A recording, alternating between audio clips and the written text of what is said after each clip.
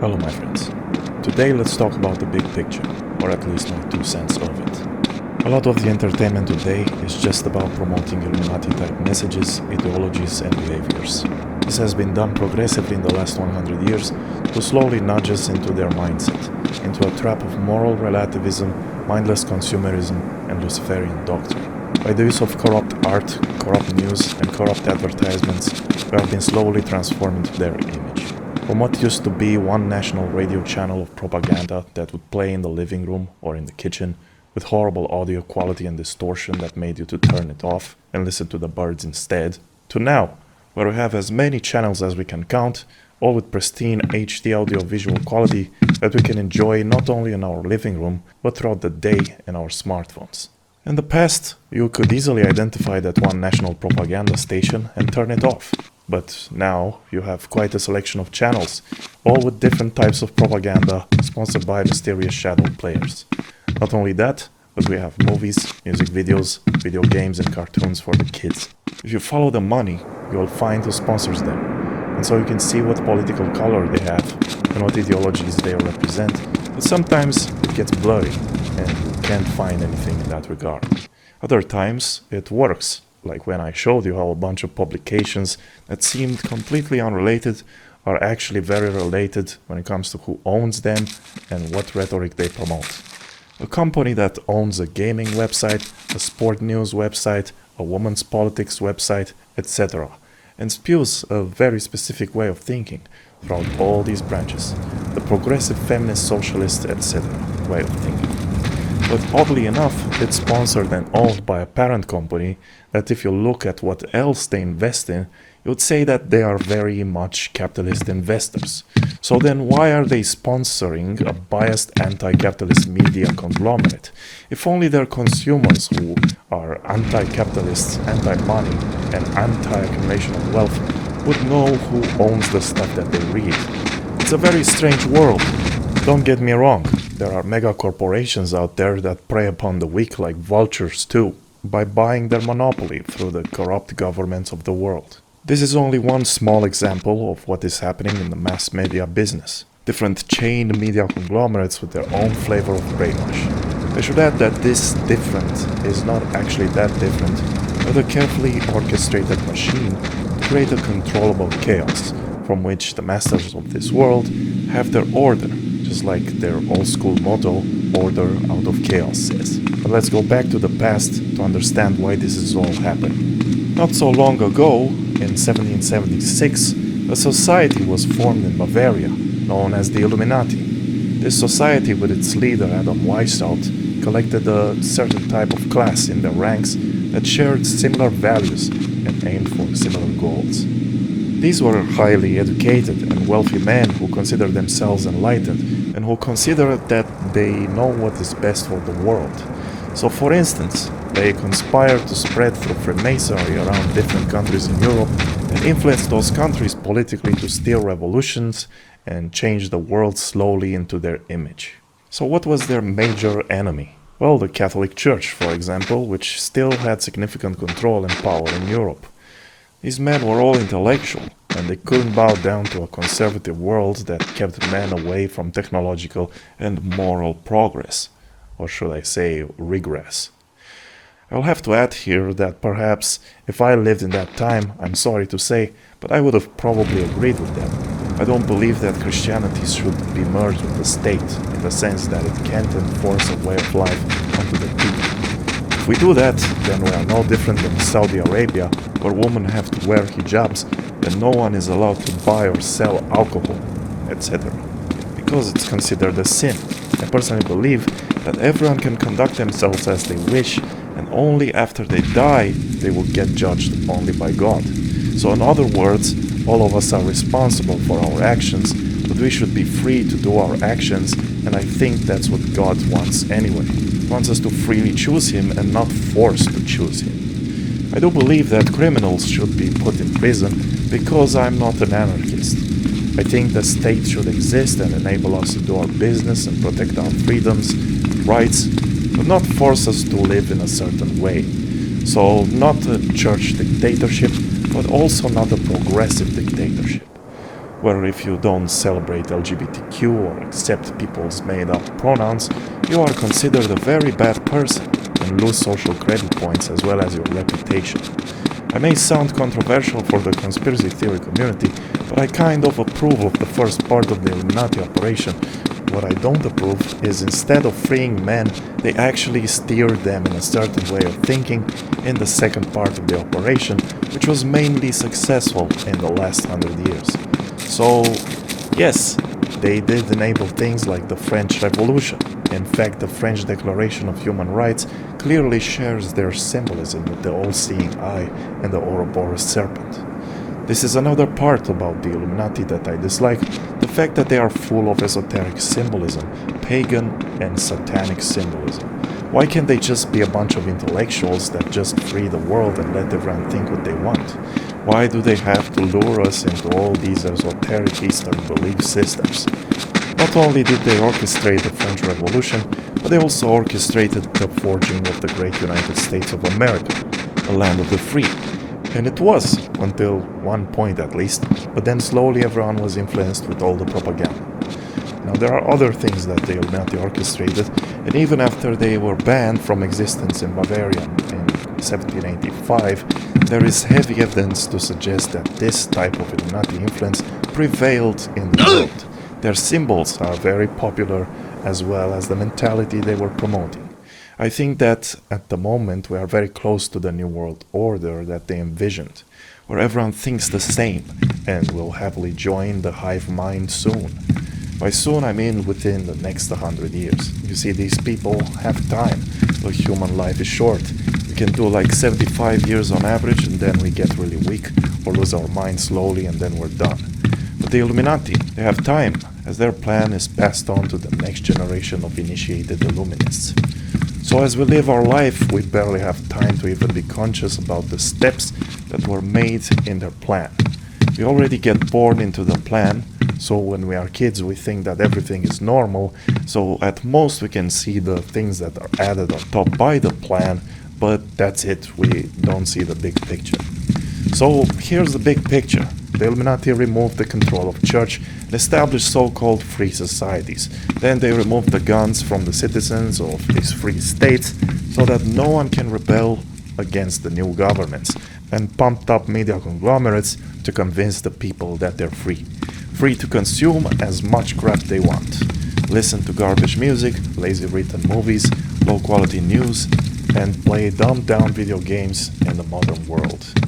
Not only do you get a Neanderthal level of content, but it's also sprayed with a nice coat of propaganda on top to make sure that you walk on the right path.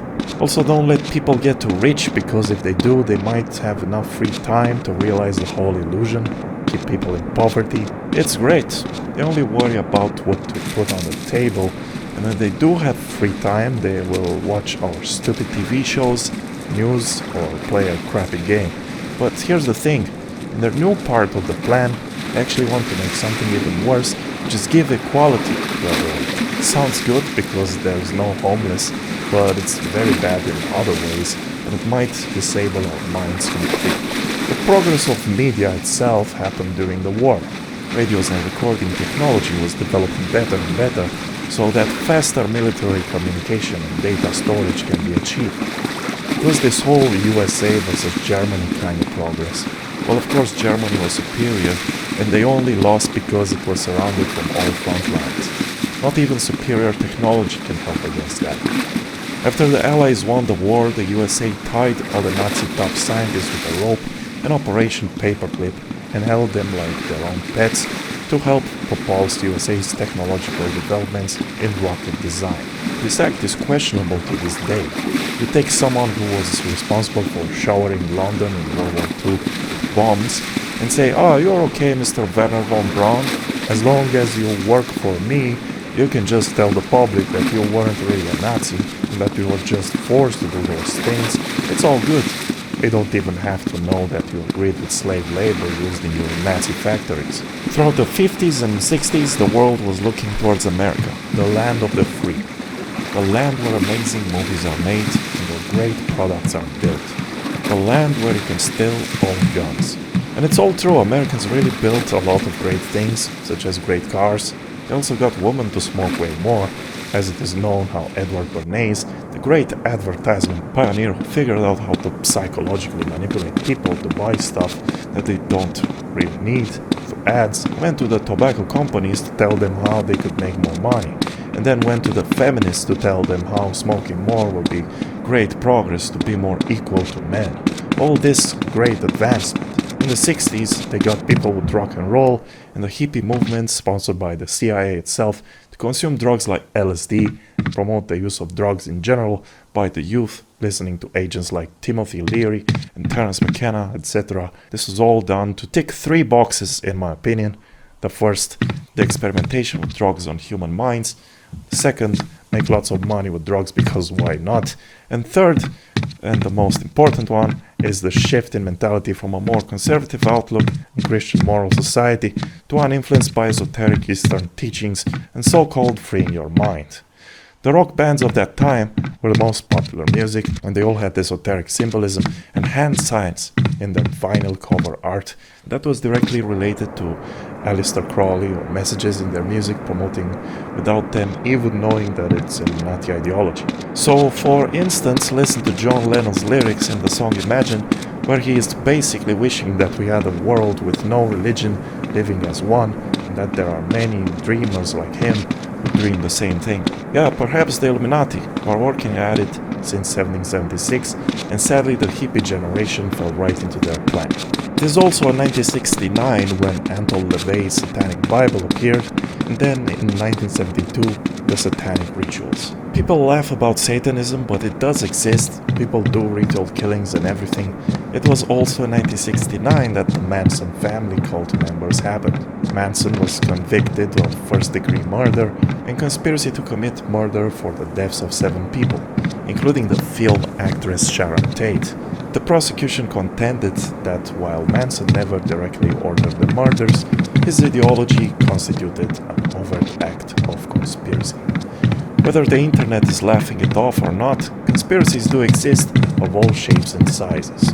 Around the same period of time, the MKUltra project was thriving, which was another CIA program designed to experiment on people with drugs, but also turn them into murderers on command through psychological manipulation and even heavy amounts of torture to reprogram our personality.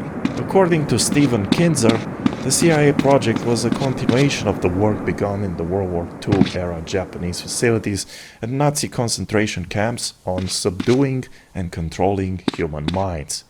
Kinzer writes that MKUltra's use of mescaline in unwitting subjects was a practice that the Nazi doctors had begun in the camps at Auschwitz and Dachau. Kinzer gives evidence of the continuation of the Nazi agenda, citing that CIA's secret recruitment of Nazi torturers and vivisectionists to continue experimenting on thousands of subjects. So this ties in with their recruitment of scientists to further progress in technology, but this time they recruited doctors and tortioners to help in mind control projects. When they were exposed, CIA Director Richard Helms ordered all MKUltra files destroyed in 1973. However, again, there are reasons to believe that these projects continued, as can be seen due to the fact that MKUltra symbolism still exists and strange behaviors can still be witnessed in those who are suspected to be victims of this project from the celebrity world, coupled with mysterious deaths. Experimentation on humans and mind control projects happened also in Russia, China, and other places. This goes to show that they are not innocent or fighting against the New World Order, they are part of it. These people who run the world are very strange. They are into mind control, sex rituals, and sacrifices. Uncoincidentally, Stanley Kubrick's death happened after he made the movie Eyes Wide Shut, which fictionally exposes how the elites of banking, entertainment, and politics gather in a mansion where they do a bizarre sexual sacrifice ritual with a teenage girl. Also uncoincidentally, another movie maker in Italy, way before Stanley Kubrick, also dies after making a movie where he exposes how the Nazi elite gather in a mansion and do sex rituals with teenagers that involve all kinds of violence in the process. The film, although talks about the Nazi elites, actually inspires from a book with the same name from 1785, written by a French aristocrat, the Marquis de Sade, who became famous for his sexual perversions, involving sadism, violence, and his apologetic writings towards the subject. Now, it wouldn't surprise me if he was part of the Illuminati, as he was a nobleman for the exact same time when the Bavarian Illuminati was active. With the sexual liberation and mind-freeing operations in America's late 60s and 70s came also society's acceptance of all kinds of perversions, and the porn industry itself was thriving. Gone were the days of naked women in black and white pictures. Say hello to mainstream publications such as Playboy and later on actual explicit porn tapes. Playboy magazine was established in 1953, and in the 60s is when it truly shined, when it started to talk about LGBTQ rights and getting involved in feminist activities such as rallies against Miss America, because the Miss America beauty pageant was degrading women apparently. I guess explicitly getting women to show their parts in tons of issues is not degrading at all. Hey, in a way, I think I'm more of a fan of old school feminists. The new feminists are all against boobs showing or women looking hot in films. The feminists now are against the male gaze, but back then it was all about the male gaze. I'm just joking here, but do you see how it all ties in together? In the following decades, the weirdness got more and more mainstream, and to now, where me even saying that I don't want to celebrate LGBTQ or I don't enjoy looking at satanic symbolism and everything, can get people to look at me as if I'm a relic from the Stone Age. Now it's all about celebration of diversity, equality, and perversion. And it's all a lie, because as we know, diversity is not about diversity, but about collectivism and control.